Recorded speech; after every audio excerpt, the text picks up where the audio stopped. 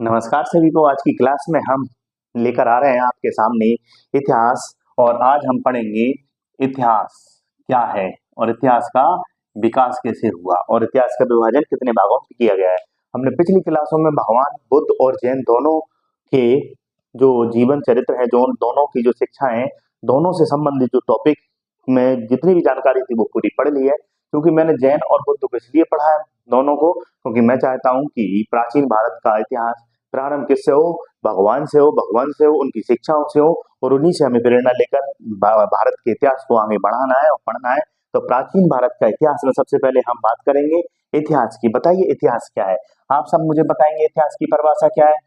बोलिए, क्या है इतिहास? सबसे पहले तो बहुत से बच्चों को यही पता नहीं रहता कि अर्थ क्या है इतिहास का, और दूसरी बात ये भी नहीं पता रहता कि इतिहास का विकास कैसे हुआ, और इसके बाद ये भी नहीं पता रहता कि इतिहास का वर्गीकरण कितने भागों में किया गया है। तो तीनों चीजें आज हमें पढ़नी है यहाँ पर। ठीक है, बहुत कम समय में हम बहुत सारी चीजें जानने का प्रयास कर रहे हैं, क्योंकि समय कम है और हमारे पास ग्रंथों की नोट्सों की कमी नहीं है।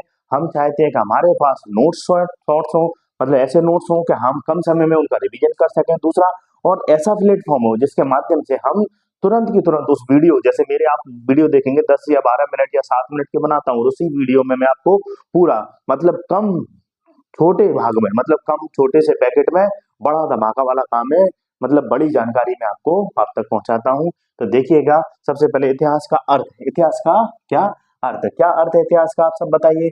तो इतिहास का क्या है? अतीत, अतीत की घटनाओं का। कौन सी घटनाओं का बच्चों? अतीत की घटनाओं का। हम कहाँ पर अध्ययन करते हैं? वर्तमान के प्रकाश में। कई लोग यहाँ तक ही अटक जाते हैं कि अतीत की घटनाओं का अध्ययन करना इतिहास है। नहीं है भैया, अतीत की घटना, अरे जियोग्राफी का भी तो अतीत में ही अध्ययन कर रहे हैं कि हिमालय की उत्पत्ति अतीत में हुई, तो वो इतिहास में आएगा क्या? नहीं। अतीत की घटनाओं का वर्तमान के प्रकाश में क्या करना? वर्तमान के प्रकाश में अध्ययन करना। ये नहीं है अकेली आगे, इससे हमें क्या लेना? इससे हमें सीख लेना, ताकि हम अपने सुनहरे किसका निर्माण कर सकें? भविष्य का निर्माण कर सकें। बोलो, सुनहरे भविष्य का निर्माण कर सकें। और अगर जिसको इतिहास की परिभाषा नहीं पता, वो कैसे प्रश्नों को डील करेगा? विषय की समझ नहीं हुई। सबसे महत्वपूर्ण बात होती है कि विषय की क्या कहना चाहता है, विषय क्या, विषय का अर्थ क्या है, ये तो पता हो। तो देखिए, अर्थ क्या है? अतीत की घटना जो प्राचीन काल में घट चुकी, उसको आज हम वर्तमान में देखते हैं। वर्तमान में हम देखते हैं कि वो घटना क्या है और किससे संबंधित है, और उससे हम सीख लेते हैं, ताकि हम भविष्य में उस घटना से सीख लेकर अपने भविष्य का निर्माण कर सकें। जैसे कि मैं आपको एक उदाहरण से समझा सकता हूँ कि हम, बताइए, हड़प्पा क्यों पढ़ते हैं? हड़प्पा सभ्यता, और एक प्रश्न आया उत्तर यूपीएससी में आया प्रश्न मुख्य परीक्षा में कि बताइए हड़प्पा सभ्यता वर्तमान में स्मार्ट सिटी, देखिए किससे जोड़ा गया, किससे जोड़ा गया? स्मार्ट सिटी की अवधारणाओं को इंगित करती है। तो स्मार्ट सिटी बताइए कब की बात है? स्मार्ट सिटी कब की बात है? वर्तमान की। और हड़प्पा आप बताइए कब की बात है? अतीत की। ऐसा क्यों जोड़ा गया? क्योंकि स्मार्ट सिटियों का डेवलप होगा जहाँ यातायात अच्छा होगा, ट्रैफिक सिस्टम अच्छा होगा, यहाँ की रोडें अच्छी होंगी, यहाँ के आवास अच्छे होंगे, जहाँ व्यवस्थित पूरा आवास, सीवेज की लाइन होगी, नालियों में जाम नहीं होगा, बाढ़ नहीं आएगी। देखिए, आप देखिए चेन्नई में बाढ़ आई, बेंगलोर में बाढ़ आई, स्मार्ट सिटी नहीं थी, वो सिटी तो थी पर स्मार्ट नहीं थी। हड़प्पा जैसी सिटियां नहीं थी, जहां जो सड़कें थी, हम हड़प्पा पढ़ेंगे तब और ध्यान से पढ़ेंगे, जहां सड़कें थी वो समकोण पर काटती थी, नालियां व्यवस्थित रूप से बनी हुई थी, और साथ में सबसे बड़ी बात है, जो आवास थे वो ग्रिड पद्धति बने हुए थे।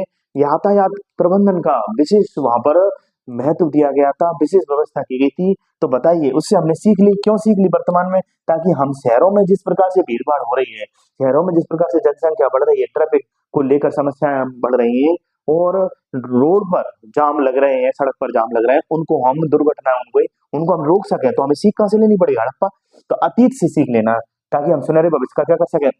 और हड़प्पा का आपको पता है पतन हो गया, और कई पतन के कारण क्या बताते हैं? बताइए, वर्तमान में हम क्या पढ़ते हैं कि जलवायु, बताइए, अगर जलवायु परिवर्तन हो गया, और आज पर पेरिस शांति सम्मेलन की बात करें, चाहे आपके एसडीजी गोल की बात करें, जो 2030 तक हमें 17 गोल प्राप्त करने इसकी बात करें, तो बताइए, अतीत में जो हड़प्पा का पतन हुआ उसके पीछे कई विद्वान कहते हैं कि जलवायु परिवर्तन एक बहुत महत्वपूर्ण कारण था। अगर आज हमने हड़प्पा से सीख नहीं ली और जलवायु परिवर्तन, अच्छा आप देख रहे हैं ना, अभी ये आप देख रहे हैं इंदौर में इस समय पानी बरस रहा है। सोचिए आप, लगातार पानी बरस ही रहा है, बरस ही रहा है।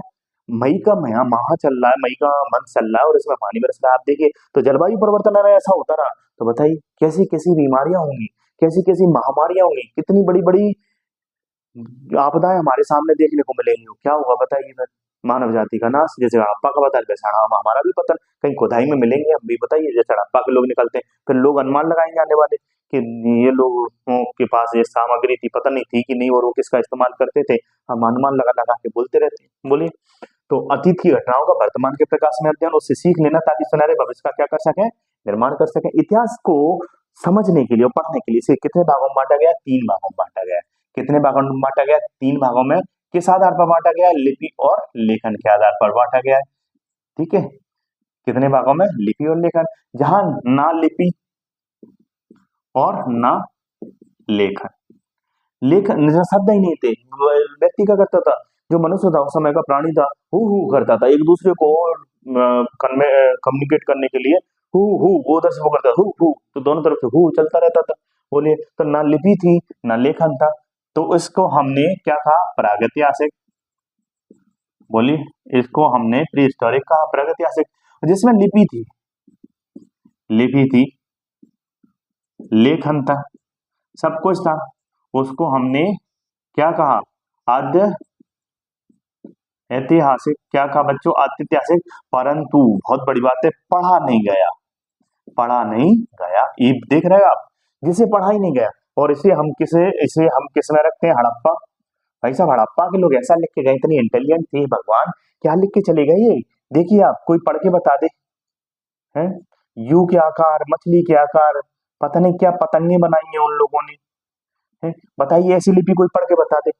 कई लोग शहीद हो गए इसे पढ़ते पढ़ते, कई लोग इसमें परेशान हैं अभी तक, शोध करते करते कि भैया ये क्या है, क्या ये लिपि क्या है, क्या लिख के चले गए।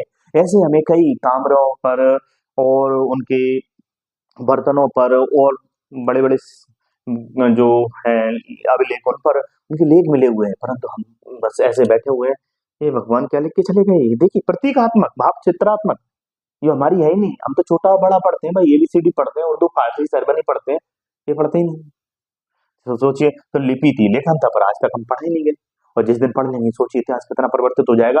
क्योंकि जिस दिन आप पढ़ लिए उस दिन पता चल जाएगा इसके पतन के कारण क्या थे। क्योंकि जब इसका पतन हो रहा होगा, कोई तो लिख रहा होगा कि हम कैसे जा रहे हैं, बताइए, कोई तो बता रहा होगा कि हमारा पतन कैसे हुआ। जैसे कोरोना काल आया तो कई लोगों ने लिखना चालू कर दिया, कई उपन्यास ग्रंथ लिखे जाने लगे, कई लेख लिखे जाने लगे, अखबारों में छपने लगा, कोरोना के कारण आपदा बन गई और महामारी पूरे विश्व को चपेट में ले ली। तो सब लिख रहे थे, आने वाली पीढ़ियों को पता तो चले कि हम कैसे निपटे, नहीं पता ही नहीं चला कि कैसे निपटे। बोलो, वो अनुमान लगाते रहेंगे, कम से कम आने वाली पीढ़ियों को पता तो रहेगा कि ऐसे निपटे बेचारे ये लोग, ताकि वो अपनी तो सुरक्षा कर सके। बोलिए, तो आदित्य और ऐति इसे बोलते हैं, इसमें लिपि एवं लेखन का कैसा विकास हुआ, व्यवस्थित, उसे हम कैसा काल बोलते हैं, ऐतिहासिक, जिसमें लिपि और लेखन, जैसे कि आज वर्तमान, प्राचीन, आधुनिक, ये सब आपका ऐतिहासिक काल में आएगा, है ना, जिसमें आज आपने साहित्य लिख लिया, उसे पढ़ भी लिया, समझ भी लिया, है कि नहीं। तो आपने देखा कि अतीत की घटनाओं का वर्तमान के प्रकाश में अध्ययन, उससे सुनहरे भविष्य का निर्माण करते हैं सीख लेकर। तो वही इतिहास का वर्गीकरण प्रागैतिहासिक, आद्यैतिहासिक और ऐतिहासिक 3 भागों में बांटा। प्रागैतिहासिक और आद्यैतिहासिक और ऐतिहासिक 3 भागों में बांटा।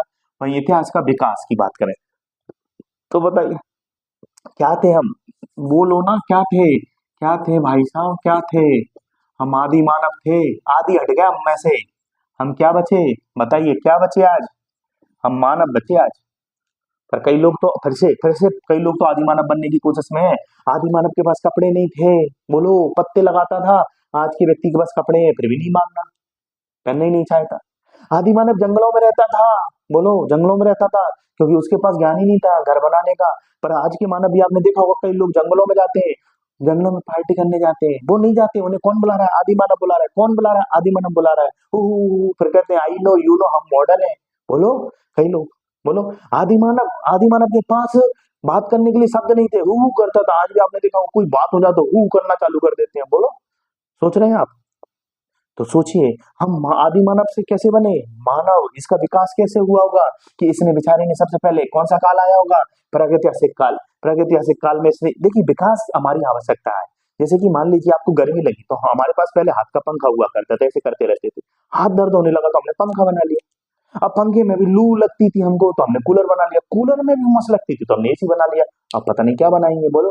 तो लगातार विकास हमारी आवश्यकताओं को लेकर होता रहा। तो ये बेचारे कहाँ रहता था, आप सबको पता है, ये पहले कहाँ रहता था, पेड़ पर रहता था। और पेड़ पर रहकर ये क्या करता था, अकेला क्या करता था, शिकार शिकार, दिन और रात शिकार, दिन और रात शिकार, सिर्फ और सिर्फ जानवरों के पीछे भागना और मार काट धाड़ करना। अकेला घूमता था, फिर धीरे धीरे लोगों को समूह में लेकर आया कि भाई मैं अकेला कब तक शिकार करूंगा। बोलो, शिकारी खुद जाता था, शिकार करने के लिए खुद जाता था, कभी बार यही शिकार हो जाता था, बड़े बड़े जानवर हुआ करते थे, वो योगी अलग था। जिस युग की बात कर रहे हैं, लाखों साल पुरानी बात। सबसे ज्यादा स्ट्रगल किया आदि मानव ने, अगर देखा जाए हमारी, हमें यहाँ हम खड़े हैं ना, वो आदि मानव के स्ट्रगल के कारण खड़े हुए हैं भाई साहब। अगर आदि मानव स्ट्रगल ना किया होता ना, तो भाई साहब कि आज हम नहीं बचते। सबसे ज्यादा स्ट्रगल हो रहा, हम थोड़ा स्ट्रगल नहीं कर पा रहे, पढ़ाई नहीं कर पा रहे हम ढंग से घर में बैठ के। बोलो, ये बेचारा जंगलों में रहकर कितना, अरे दिन भर रात भर एक ही सोचता था कि क्या खाऊं क्या नहीं खाऊं। शब्द नहीं थे, लिपि नहीं थी, तो चित्र बनाता था। आप देखेंगे रॉक पेंटिंग देखेंगे, कहाँ पर, जो अब्दुल्लागंज है, भोपाल के निकट रायसेन, जहाँ आप देखेंगे कि भीमबेटका है, बड़ी बड़ी जहाँ पर भीम का शिलाएं हैं, उनके अंदर आदिवासी अपने आप को सुरक्षित रखता था। और वहां वह कई प्रकार के नृत्य के, जानवरों के साथ में समूह में एक साथ रहने की, शिकार करते के कई प्रकार के उसने चित्र बनाए, जानवरों के पीछे भाग रहा है भाला लेकर। सोचो आप, ऐसे कई चित्र बना उसने। तो उससे हमें अंदाजा चल रहा है कि उस समय का मानव कैसे रहता था, समूह में रहता था, शिकार एक साथ करता था, दिन रात शिकार करता था। बच्चों को बोलता था कि बेटा पढ़ाई पढ़ाई कुछ नहीं करना, जानते ही नहीं थे, शिकार करो दिन भर। कितना मजा आता था, दिन भर बच्चे शिकार करने में लगे हुए, पेड़ पर रहता था। धीरे धीरे पेड़ पेड़ से कहाँ पर आया था, पेड़ से सीधा चलना चालू किया होगा। बोलो कहाँ पर आया, गुफा में। ठीक है, गुफा से इसने क्या बनाई बताइए, झोंपड़ी। और झोंपड़ी जब बना ले, एक जगह रहने लगा, तो इसने पशुपालन भी करना, कृषि कार्य करना भी चालू कर दिया। सब कोइंसिडेंट इसकी लाइफ में हो रहा है, बस ये देख रहा है चारों तरफ जो प्रकृति में परिवर्तन हो रहे हैं, प्रकृति खुद इसे परिवर्तन करके अनुकूलन के लिए योग्य बना रही है कि तुम अनुकूलन करो मेरे साथ। और ये प्रकृति के साथ चलते हुए अनुकूलन कर रहा है, वो पूरी कोशिश कर रहा है प्रकृति के तत्वों को भी अपने साथ लेकर उनकी पूजा पाठ भी कर रहा है। क्योंकि याद रखना कि मनुष्य मनुष्य ने सब चीजों पर कंट्रोल पा लिया, पर प्रकृति पर कंट्रोल नहीं पाया। प्रकृति जब भी चुनौती देती है, तो वो मनुष्य के कंट्रोल के बाहर होती है। बस प्रकृति के सामने हाथ जोड़ के खड़ा हो जाता है कि भाई अब तुम बचा लो, ये भूकंप ना तो मैंने उत्पन्न किया, ना मैं इसे रोक सकता। अगर सुनामी आ गई तो उसे रोक नहीं सकते आप, नियंत्रित कर सकते हैं आपदा को बस। तो पेड़ से गुफा, गुफा से झोपड़ी, झोपड़ी में रहने लगा, पशुपालन करने लगा धीरे। अभी शिकार कर रहा था, अब पशु पालने लगा, अब जाना नहीं पड़ रहा। पशु हो रहा है पैदा, बच्चे तो उनका ही उपयोग कर रहा है, कृषि कार्य कर रहा है, तो खाद्यान्न की आवश्यकता भी पूरी हो रही है, तो दूसरे भी कार्य कर पा रहा है। बोलिए, दूसरे का अब धीरे धीरे क्या बना लिया इसने, मकान बना लिए। बोलो, अब देखो आज अच्छे मकानों में रहने लगा। पहले कपड़े नहीं थे, आज कपड़े भी है इसके पास। बोलिए, पहले लाइट नहीं थी, आज लाइट है। पहले गाड़ी, बोलो पहले गाड़ी नहीं थी, इसके बाद टू व्हीलर, आज गाड़ी है। बैलगाड़ी अकेली थी, पहिया बना ली इसने बैलगाड़ी। तो ऐसे धीरे धीरे समय के साथ कैसे पेड़ से गुफा, गुफा से झोपड़ी, झोपड़ी से आज मकान, कैसे ये शिकार करता था, शिकार से फिर इसने कृषि कार्य करना चालू किया, फिर कृषि आदि से इसकी स्थिति में आया, फिर व्यापार करना चालू किया। फिर जैसे गांव में रहता था, फिर छोटे छोटे गांव से बड़े गांव से फिर तहसील, तहसील से फिर इसने जिलों से बड़े बड़े महाजनपदों का विकास हुआ। बोलिए, तो वैसे जैसे जैसे विकसित होता रहा, वैसे कुछ मान्यताएं बनाता रहा, क्योंकि समाज में रहना है तो कुछ मानक भी विकसित कर लिए कि हमें नैतिकता का पालन करना, एक दूसरे का सहयोग करना है। तो यही सब चीज है, यही जो मानक है, उन्हीं को हमने क्या कह दिया, धर्म कह दिया। क्योंकि धर्म का मतलब है धारण करना, कि मनुष्य को समाज में रहकर अपने कुछ कर्तव्यों को क्या करना चाहिए, धारण करना चाहिए। कि भाई आप सब समाज में रहोगे, सत्य बोलोगे, आप सब समाज में रहोगे, एक दूसरे का सहयोग करोगे, आप सब समाज में रहोगे, सुख दुख बांटोगे। यही तो धर्म है। बोलिए, यही तो धर्म है। इंसान की रक्षा करने के लिए तो बनाया गया था, क्योंकि मानव जैसे विकास कर रहा था, उसमें महत्वपूर्ण बात क्या थी, इंसान मनुष्य सेंटर में था। मनुष्य की रक्षा कैसे की जाए, तो इससे डेवलप हुआ धर्म, उसी से साहित्य, उसी से ज्ञान विज्ञान। और आज भी हम यही चाहते हैं कि मनुष्य अगर विकास करे तो पर्यावरण भी सुरक्षित रहे, मनुष्य भी सुरक्षित रहे, और इस देश का, विश्व का कल्याण हो।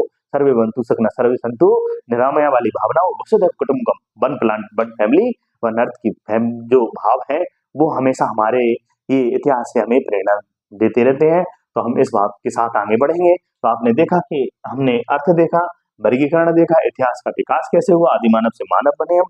अगली क्लास में फिर मिलेंगे और हम स्टार्ट करेंगे क्या, प्रगति से काल। इसमें देखेंगे कि आदिमानव कैसे अपनी जिंदगी जीता था, पाषाण काल की चर्चा करेंगे।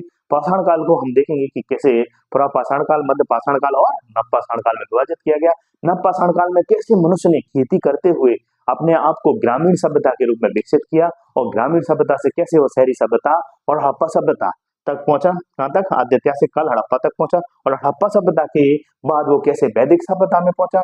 वैदिक सभ्यता के दौरान वो कैसे महाजनपद में पहुंचा, महाजनपद के बाद वो कैसे एक विशालकाय मौर्य साम्राज्य में कन्वर्ट हुआ, और मौर्य उत्तर काल में किस प्रकार से विदेशियों ने हमारे राजनीतिक एक विखंडित एकता का लाभ उठाते हुए भारत पर ये आक्रमण किए, और इन आक्रमणों के पश्चात भारत में फिर से राजनीतिक एकता गुप्त काल में स्थापित हुई। गुप्त काल के पतन के पश्चात फिर से भारत में राजनीतिक एकता का बिखराव हुआ, और फिर से भारत में अरबी और तुर्कियों का आक्रमण हुआ, और एक नई संस्कृति का भारत में जन्म हुआ, जिसे हम दिल्ली सल्तनत के नाम से जानते हैं या मध्यकालीन भारत के नाम से जानते हैं, जिसमें हम दिल्ली सल्तनत और मुगल काल पढ़ते हैं। और मुगलों की राजनीतिक सत्ता का जैसे पतन होता है, वैसे ही भारत में अंग्रेजों का शासन आ जाता है, और अंग्रेज भारत में आर्थिक, सामाजिक, राजनीतिक सभी प्रकार से भारतीयों का शोषण करते हैं। जब भारतीयों का शोषण हो जाता है तो भारत माता की ये वीर सपूतों के अंदर राष्ट्रवाद की भावना जागती है, और अंग्रेजों को भारत से खदेड़ दिया जाता है, और भारत 15 अगस्त 1947 को आजाद हो जाता है, एक राष्ट्र के रूप में, अखंड राष्ट्र के रूप में। तो अगली क्लास में हम फिर मिलेंगे, तब तक के लिए जय हिंद, धन्यवाद, खुश रहिए, मुस्कुराते रहिए। याद रखें अगली क्लास में हम चालू करेंगे क्या, प्रागैतिहासिक काल। आप सभी लोग मेरी वीडियो को शेयर करते रहिए, लाइक करते रहिए। आपको कम समय में छोटा पैकेट बड़ा धमाका वाला काम है यहाँ पर, आपको कम समय में ज्यादा से ज्यादा इन्फॉर्मेशन यहाँ से डिलीवर की जाएगी, वो भी आपकी परीक्षा के लिए बहुत महत्वपूर्ण और उपयोगी सिद्ध होगी। तो जय हिंद, अगली क्लास में फिर मिलेंगे, जय हिंद।